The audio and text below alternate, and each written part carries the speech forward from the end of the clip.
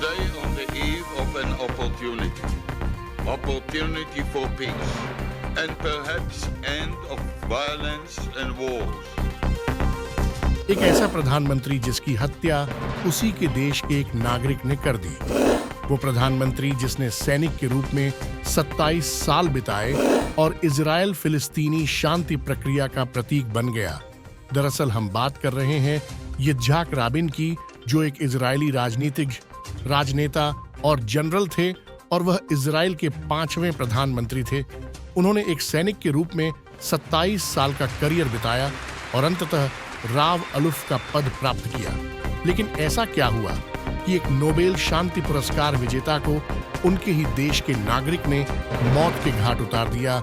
आइए जानते हैं।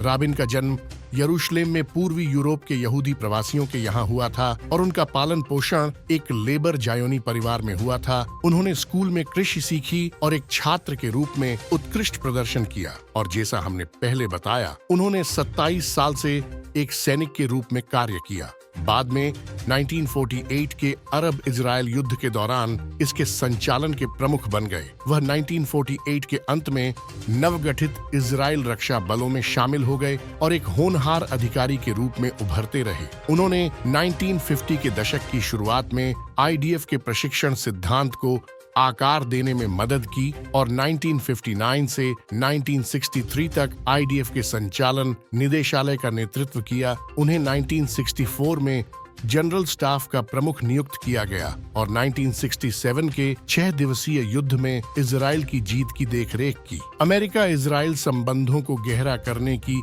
अवधि के दौरान राबिन ने 1968 से 1973 तक संयुक्त राज्य अमेरिका में इजराइल के राजदूत के रूप में कार्य किया।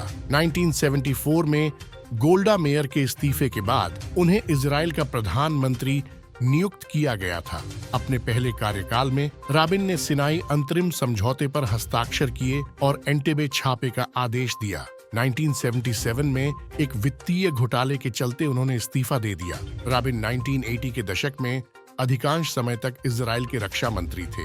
1992 में इजराइल फिलिस्तीनी शांति प्रक्रिया को अपनाने वाले मंच पर राबिन को प्रधानमंत्री के रूप में फिर से चुना गया। उन्होंने ओस्लो समझौते के हिस्से के रूप में फिलिस्तीनी नेतृत्व के साथ कई ऐतिहासिक समझौतों पर हस्ताक्षर किए। ओस्लो शांति समझौते इजराइल सरकार और फिलिस्तीनी मुक्ति संगठन के बीच हस्ताक्षरित समझौतों की एक जोड़ी है, जिसमें फिलिस्तीनी स्व सरकार की सुविधा और एक स्वतंत्र फिलिस्तीनी राज्य के ढांचे का निर्माण करना, फिलिस्तीनी क्षेत्रों से इजरायली सेना की वापसी और सुरक्षा बनाए रखने के लिए फिलिस्तीनी अधिकारियों को सौंपे जाने वाले सुरक्षा कर्तव्यों और फिलिस्तीनी क्षेत्रों में मुफ्त चुनावों के लिए एक प्रोटोकॉल पर सहमति जैसी शर्तें शामिल है। राबिन ने इजराइल की अर्थव्यवस्था, साथ ही इसकी शिक्षा और स्वास्थ्य देखभाल प्रणालियों में महत्वपूर्ण सुधार किया। उनकी सरकार ने देश की पारंपरिक रूप से सामाजिक अर्थव्यवस्था से हटकर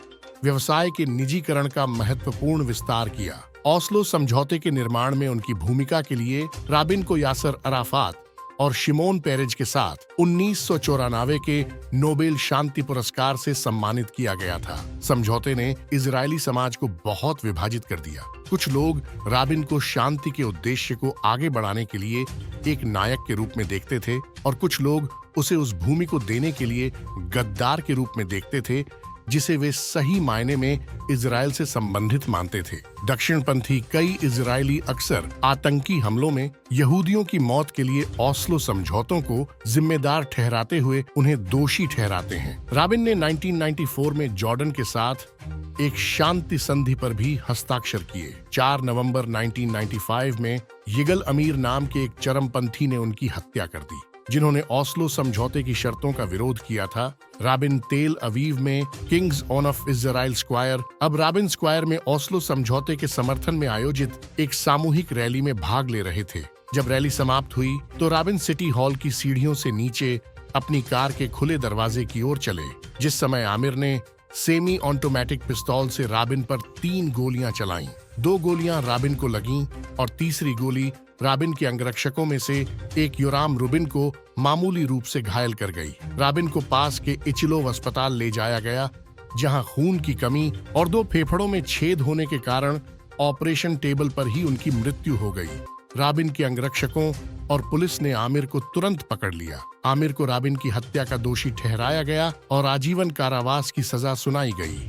रॉबिन इजराइल के पहले मूल निवासी प्रधानमंत्री थे जिनकी हत्या हुई थी। वे एकमात्र प्रधानमंत्री थे और लेवी एशकोल के बाद कार्यालय में मरने वाले दूसरे प्रधानमंत्री थे। रॉबिन इजराइल फिलिस्तीनी शांति प्रक्रिया का प्रतीक बन गए हैं। आपका इस विषय पर क्या कहना है, हमें कमेंट में बताएं और वार्ता 24 न्यूज चैनल को सब्सक्राइब करें। आप देख रहे हैं वार्ता 24।